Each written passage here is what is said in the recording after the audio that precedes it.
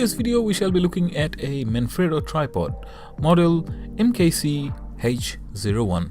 So let's start with the packaging. The box it comes in is very well presented, nicely printed, and has transparent areas to see the product in, so it looks very nice in a retail store, etc.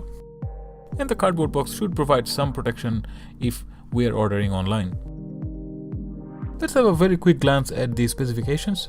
The maximum height of the tripod is about 1.5 meters, which is about chest height. Weighs just above a kilo, which is quite reasonable. However, load capacity of 1.5 kilograms, that may be a little bit less for a lot of us. Time to look at the physical aspects of the tripod. The quality of the finishing of the metal rods are quite nice. There are 4 sections to each leg, and the leg sections are locked using this plastic mechanism, which could have been just a little bit better even though this is a budget tripod. Once the tripod is fully extended, it presents quite nicely right near your chest. As mentioned earlier, the camera will be right in front and the handle does make it ergonomically quite suitable. And if you need a little bit more height, the center column can be adjusted. Near the neck of the tripod there is a screw type lock that holds the center column in place. It does a decent job of holding the center column relatively stable. Going a little bit further up where the action is, there is a locking wheel mechanism. Its position is fairly convenient and can easily be used using thumb and the index finger. It is a key feature of this tripod and a fairly unique way of going about this. At start it may require a little bit of getting used to, but ergonomically it makes sense, and it locks the position in tight fairly well. While the head locks in position quite nicely, there is a bit of a flex on the tripod's legs itself, and I'll talk about that a little bit later in details. There is a selector on the side which locks and unlocks the sideways tilt. In camera mode, the head pans as well as rotates to some extent to allow for some creative shots. In video mode, the tilt is locked, while panning left, right, up, down is free. So that's the physical aspects of the tripod. Now let's look at some test shots.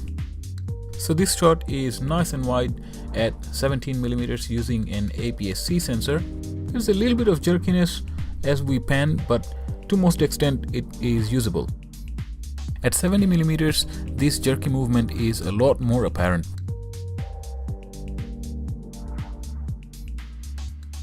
At 300mm, this video is unusable.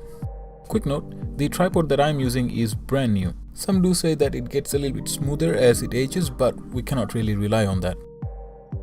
In this shot, the position is fully locked and the tripod and camera is left untouched. There is light breeze, as you can see, and that is causing this vibration. This is where the flex in the legs play a role. The strength is not sufficient to hold the camera rigid in one place, which is why at high zoom the vibrations are so much apparent.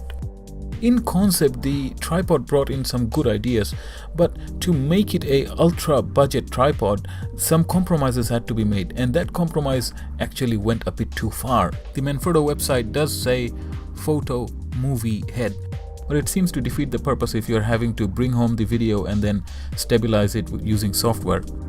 Manfrotto is a good brand name, but in this case you sort of get what you pay for, and then you pay what you get for, meaning severe limitations and of course ruined shots. Please don't get me wrong, Manfrotto makes some of the best tripods out there.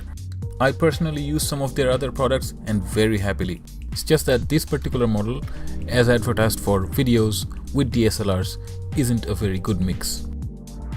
Thank you for watching this video. I hope you've enjoyed it. What you liked or disliked about this video, please make sure to leave a note on the comment section below. And also please make sure to subscribe in order to stay updated with our latest upcoming videos. Hope to see you in the next video.